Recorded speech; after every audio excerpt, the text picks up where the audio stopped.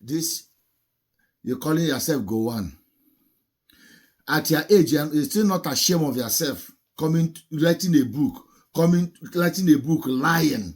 You are lying on the people that are, you and them did something that are no longer on this earth. You are lying on them because you saw that nobody will talk about, nobody will come and defend them. You are lying.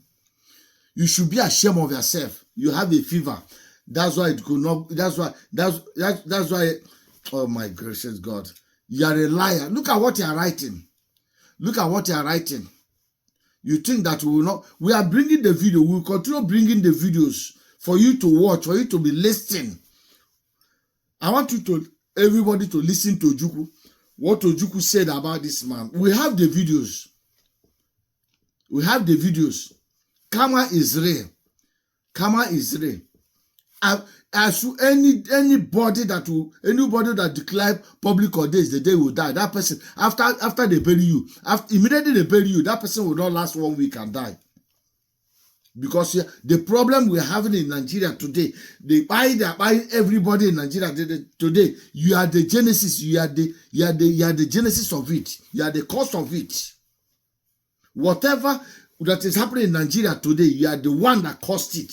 Gowon, you are the one that caused it. So any day you die, whoever that declare public holidays, immediately they bury you. That person will not last, will not cross that year. That person will stay by. I swear. That person will not cross that year because you are the one. The thousands of millions of people that have been by during the Biafra war and up to today, you are the only one that caused it. You are the only one that caused it. After you and Ojukwu went to Abuja and discussed, Britain called you and asked you questions, asked you not to accept. You accepted. That's why the Nigeria is going through what they are going today. Please help me share this video, like, comment, follow me without no reason. Please go and subscribe on my YouTube as Maris West USA 2. Thank you very much. Maris West USA 2 in front of it. Please help me subscribe. Thank you very much as you do this. The first massacre of Igbos in the north. We could. In that report, it was stated that the first group was 50,000. Then, later in the same year, the universal massacre that took place across the whole of Nigeria, including the north and parts of the west. We're talking in terms of 700,000. When we're talking of genocide, it's intent that really matters. What was the aim of that? And it was very simple, and the language might make people shudder or remember. It was to impose the final solution to the Igbo problem in Nigeria.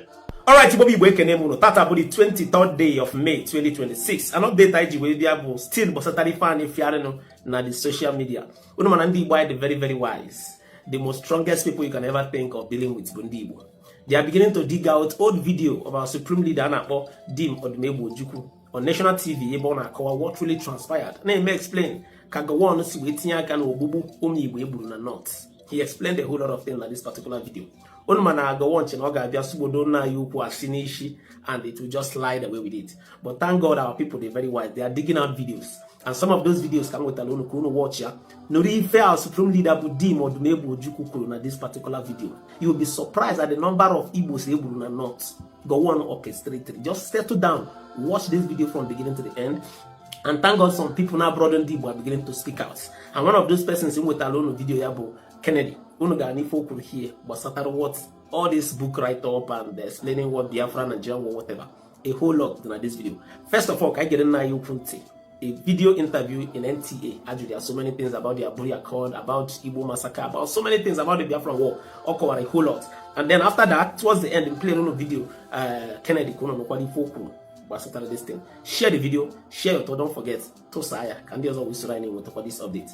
Enjoy the rest of the videos. I'll be right back. When we're talking of genocide, it's intent that really matters. What was the aim of that? And it was very simple, and the language might make people shudder or remember. It was to impose the final solution to the Igbo problem in Nigeria. That is, when there are no more Igbos in Nigeria, then there will be no problem. I think if one thinks back, sometime you will know who used that term, referring to who. There was no distinction. The mere fact that you were an Easterner in those days labeled you fit only for one thing: death, and death at the hands of the Nigerian authorities.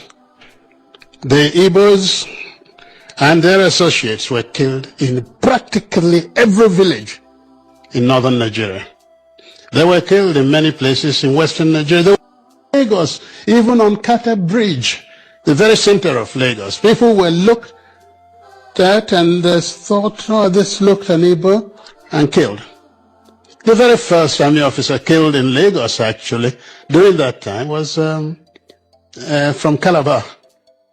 Was killed on the bridge, and so on. Igbos were being hunted out and killed. The Igbos that remained in Lagos after the war began were herded together and detained without any trial or anything, no question of any legal rights. Till today, property of Igbos are still sequestered in various areas of Nigeria, and they have not been released, not all of them, to the Igbos, the original owners. Oh no, we're quite certain. In fact, the only reason it is not called or not accepted as genocidal is because of the Cold War. At that time, anything ethnic-based was almost like an insult to humanity, and ethnicity became a term of abuse in politics. That's all. If it were today, certainly, what happened in Nigeria is much, much worse than what you have seen of Rwanda, not to talk about Eastern Europe. Having read the manuscript of retired General Yakubu Gowon in regards the Aburi Accords Agreement and a lot of other variables and what he has stated, I want to ask him this basic question. Firstly, where is the manuscript of the Aburi Accords Agreement? That is number one. And secondly, which part of the Aburi Accords Agreement did he implement after the meeting? Which part of the Aburi Accord did he implement after the meeting? And lastly, not lastly, thirdly, who called the first shot? Who invaded first? And in regards invading now, who did you invade? Who were the targets? And in regards to Ojuku's violation of the Aburi Accords Agreement now, which part of it was violated? And let me ask this question again. Sincerely speaking, how do you feel in your conscience now? Do you feel that you fought for the generality of humanity, or it was a power tussle? That is what I want to ask. I'm talking about the present now. Is Nigeria better as it is at the moment, or it would have been better under regional system of government? So this is also dependent on the manuscript. I'm not saying this because I'm in bed with the present Igbo people at the moment, because I have one or two issues with them as well. But the fact is, somebody cannot come at this point in time, in my own opinion, whitewash the realities that has happened. Because the documentaries and even the write-off are proving the contrary in regards to what you are saying. So, who is not saying the truth? Let's face it that way. And lastly, let me ask this question. Sincerely speaking, in your conscience, the number of life lost now, the number of life that has been lost during this issue, is it worth it? The moment at hand now, is it worth it? The number of life that has been lost? Let's ask ourselves these questions. Let's not whitewash issues. Whitewashing issues doesn't help anybody, but rather stating the obvious. I believe in this saying in Matrix that what has happened and wouldn't have happened the other way.